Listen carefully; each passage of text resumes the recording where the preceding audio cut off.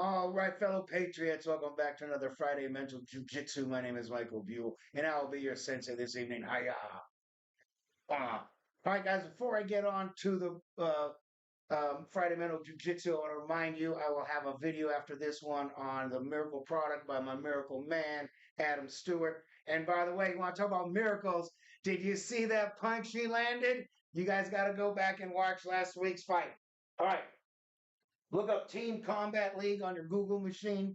He fights for the team called Phoenix Fury, and he'll be fighting again June 7th, so check it out. But yeah, definitely go back and watch last week's amazing punch. Okay, let's talk about dual citizens. Oh wait, this is the wrong side. Hang on. Let's talk about dual citizens in our government. What are they doing? Why are there double agents? Why are there dual citizens in our government? The absurdity. I agree, the absurdity. All right, so let's get on with it.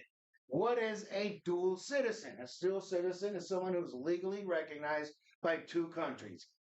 Um, they have legal rights and obligations in these countries. So some of the countries that they're dual citizens in, they'll probably have to pay taxes because who doesn't want you to pay taxes? And you probably have to do military service. Some of these countries you have to serve in their military. So you do that. Those are your obligations, and then you're free to enjoy the social benefits of these two countries. You're free to vote in these two countries. You're free to work in these two countries. So those are the rights that a dual citizen has. They have those rights in both of these countries. And like I said, their obligations is taxes and military service. All right. There are three ways to become a dual citizen. One is called, remember, we talked about this during the Dred Scott 14th Amendment and all that talk. Jus sanguinii means by blood, birth by blood. So maybe your dad's a foreigner, he's from Finland or something, and your mom's an American.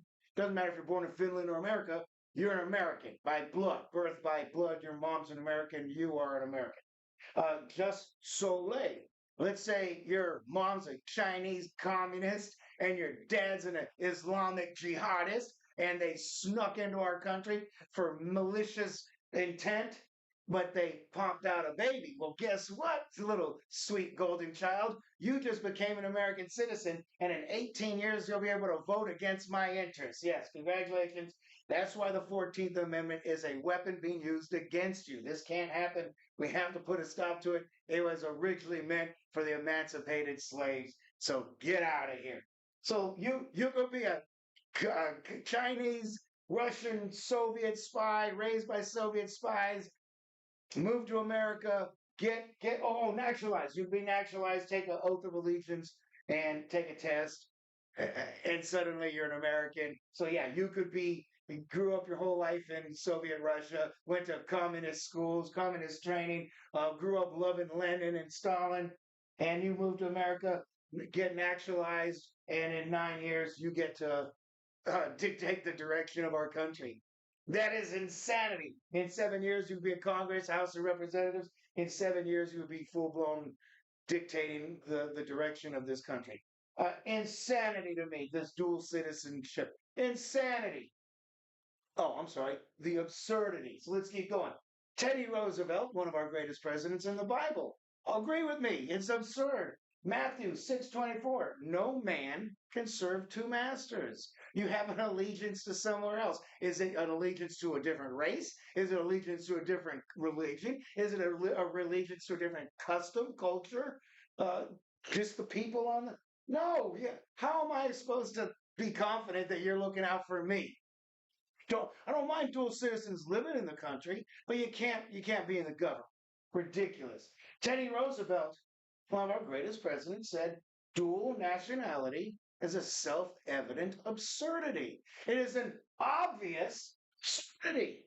It's obviously absurd.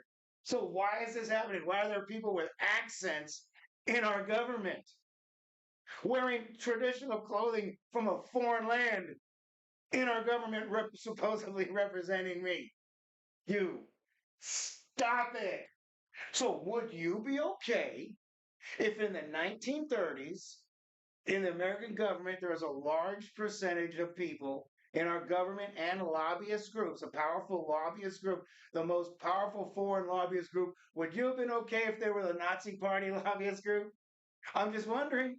Because would you be okay in the 1950s if it was the Communist Party of the Soviet Union lobbyist groups in our government, Soviet supporters, dual citizens in our government, making the rules for us, making global decisions on our behalf? How about 1990s when Saddam was running wild, strong man in the Middle East? How about if there was a whole bunch of Arab national Ba'ath Party members in our government and lobbyists? You wouldn't agree, and you wouldn't agree in the 2000s of a communist party.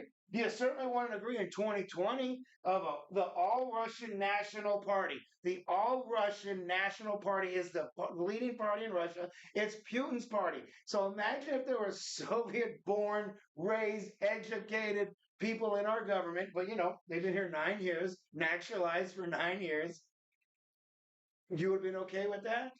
Well, then, if you're not okay with any of this, you can't possibly be okay with this. The Likud party runs our government. The Israeli lobbyists run our government. The Israeli dual citizens run our government.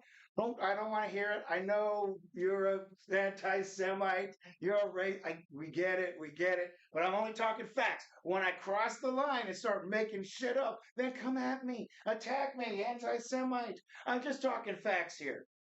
And in fact, another fact is how are they Semites? They got blonde hair, blue eyes.